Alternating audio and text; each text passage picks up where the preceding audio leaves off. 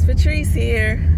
So I'm just getting in the car. I got to the store. I went to my favorite store, which is like Trader Joe's.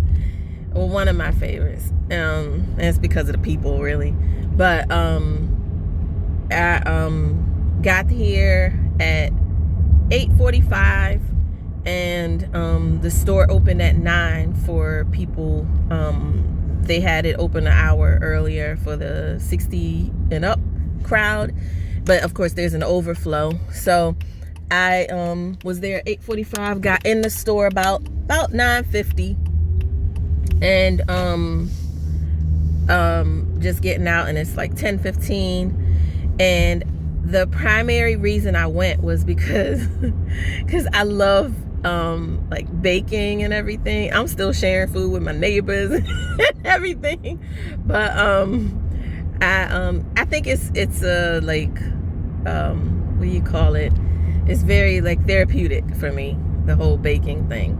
And so I needed more flour, and I was freaking out because my favorite flour is not in stock, not even from the company directly. But I will use Trader Joe's flour because it is good quality and the protein content is good and high and all that. So I called this morning during the 60 and up hour and asked if they had any flour in stock, and they said yes. So I was like, okay, I'm gonna go. And I knew that just because I went and was there before the store opened didn't mean a thing, because when they sell out, they sell out.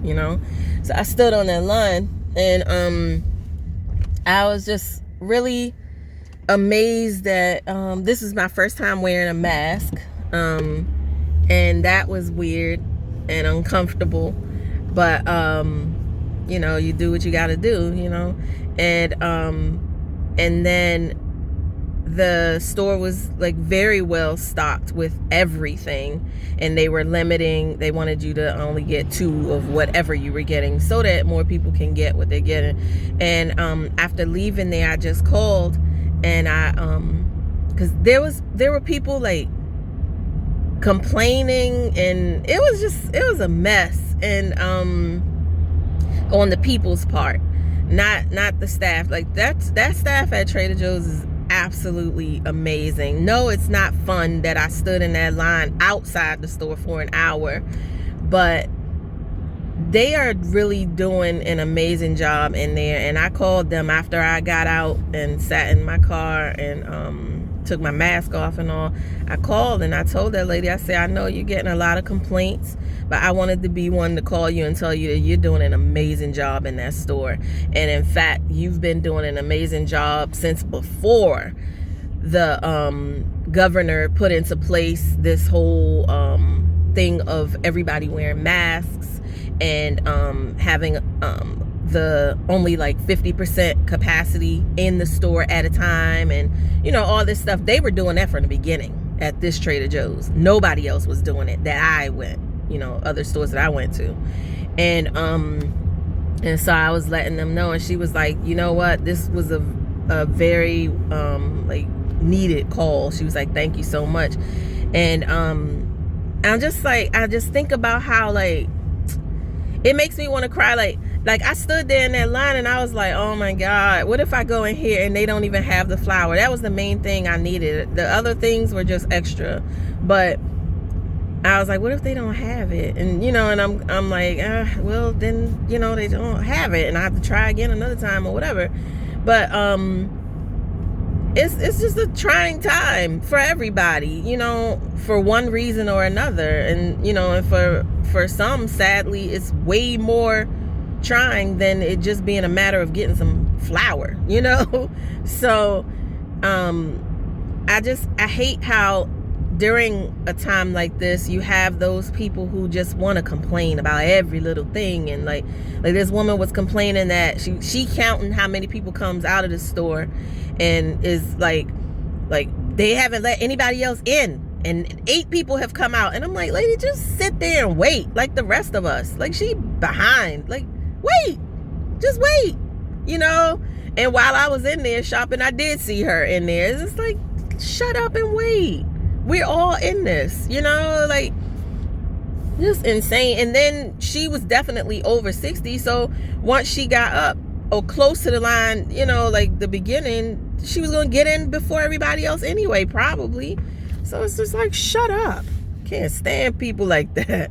So one of my dearest friends asked the question of a few of us the other day, a few days ago, and her question was, what are you taking with you from this experience that you want to carry on as your new normal? And I was thinking about it, and I was like, that's a good question. I was like really thinking, because I was thinking about the different changes that I've seen, and some of my friends on social media, like a lot of them are really digging like homeschooling and digging being with family and digging all the extra cooking and baking that they're able to do now. And not everybody, of course, because everybody don't like any of that stuff, but the ones who do, you know. And so a lot of people are finding that they're enjoying different things that they didn't really have an opportunity to explore before. And but all that stuff that I just named, that's my life, you know, sans pandemic. So like we eat dinner together. Like I was telling my friend, you know, like we eat dinner together every day, and like we have our little like routines. The last person that comes to the table is the one that prays for, you know, all our meal, and or over our meal. And then we have a question of the day, and like all this stuff that we do in our family, that's our like tradition. And so for our household, nothing has changed, you know. But the things that I know that I want to take with me is like, okay, the whole world is in this pandemic, you know, and I have peace. That was my first time wearing a mask, and that was only because I had to, you know. And it's not because like I'm not trying to like be selfish or, you know, whatever, but I'm not afraid, you know. And I thank God for that, because every single day I come across people on social media who are afraid, who are going through a lot, and I pray for them all. But my relationship with God has become more intimate, and it's amazing, and I'm taking that with me. And I forget what else I said I was taking with me. I came up with some good stuff, but that really didn't have much to do with like the pandemic itself, because it's like some of this stuff with like all the like the bleach stuff and all that. Like one of my friends on Facebook, she a big mouth anyway, I love her so much, but excuse me, she's a big mouth, and she knows it. She's like, she'll tell you any day. In fact, she said it yesterday. But she was like, she said, I bet all of y'all who talking about you don't use bleach, I bet y'all all using bleach now, because you can't use vinegar on this. And I was like thinking, like, just because you don't know anything about like the natural world don't mean we don't. Like, you think we a one-trick pony? Like, you know, like, shut up. You don't know what you're talking about, you know? And so I'm like laughing at her, and I'm like, I'm one of the ones who, like, in my household, the only time I use bleach is if I'm doing placenta encapsulation and I'm cleaning my supplies, and that's just because I just feel honor bound for that. But I'm very careful about how I go about it when I do that. But otherwise, I don't use no bleach at all. My husband has asthma such that it can cause almost an instant asthma attack for him.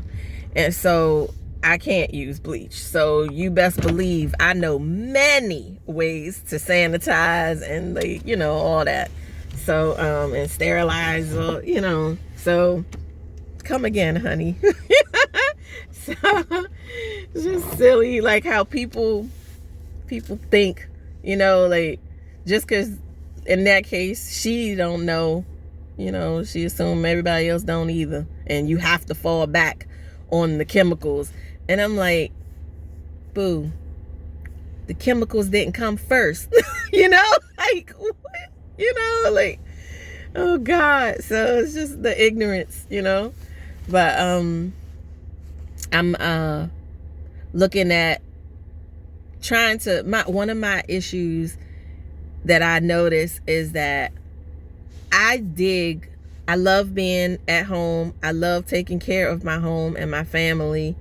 And so I'm not an introvert. I'm actually an ambivert. I can go both ways, but I have to be careful, or I want to say I guess I just have to be a bit mindful, because I can go in and stay in and I'm good. So when different people want to like pull me out to do different things, I'm like, you know, and I don't even mean anything that's gonna like negate the whole social distance thing, but I'm good. I'm good. I'm really good. So because I have like all these different things that I have on my mind that I want to do and that I'm working on, and so I can easily just stay in this like hole or bubble, and I'm perfectly fine there. So I'm actually preparing for a meeting that I'm gonna facilitate this Saturday. I mean, by the time you see this, it'll be long over, because the meeting is on April 18th with my women's ministry. And I'm like, okay, gotta get back in there. Like, you know, you had a little break. Because again, I can go in and stay there, and I'm like perfectly fine. And the fact is, I was thinking about a stage that my son is in right now, and where he's not really wanting to listen, and it's like, dude, I just told you this, you know, not to do this or to do this or whatever, and then something mildly, you know, annoying happens or whatever, and it's like, I just told you, you know. But I started to kind of fret about the unknown with regards to parenting him properly and not allowing my trauma or my husband's trauma to get in there with regards to how we conduct ourselves with him, and you know, all this stuff. And I like thought myself into an anxiety attack about that.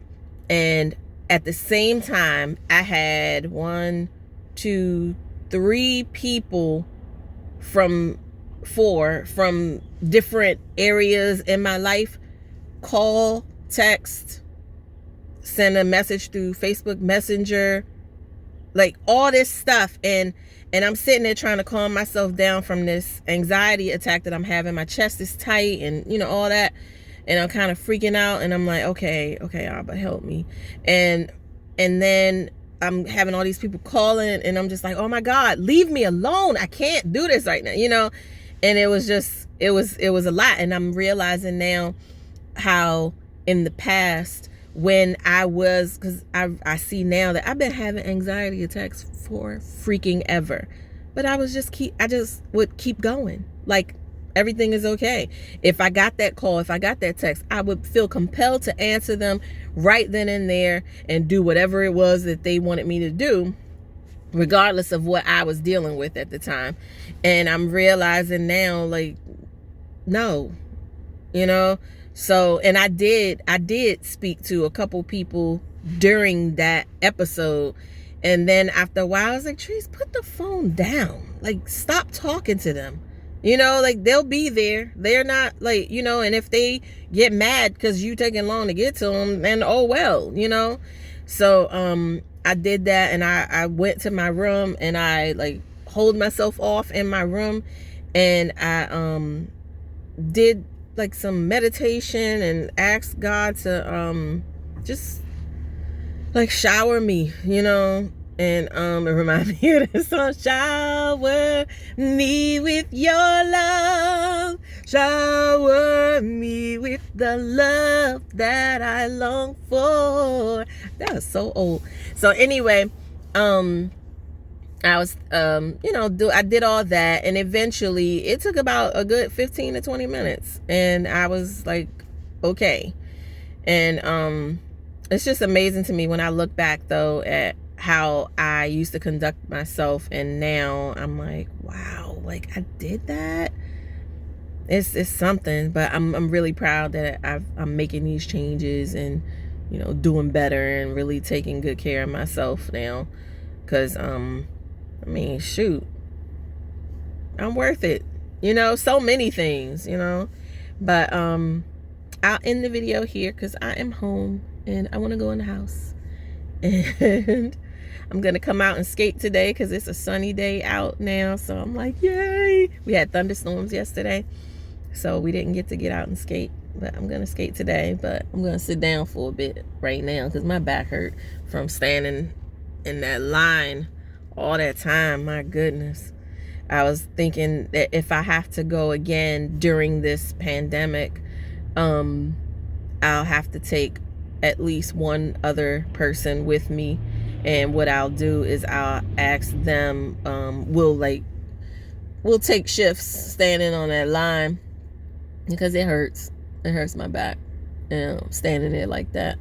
So we'll take a shift, and so that no one person is taking the brunt of it all, and do it that way, and then get on out of here. So all right, so I pray all is well with you and yours, and I'll see you in the next video. Bye. Thanks for watching.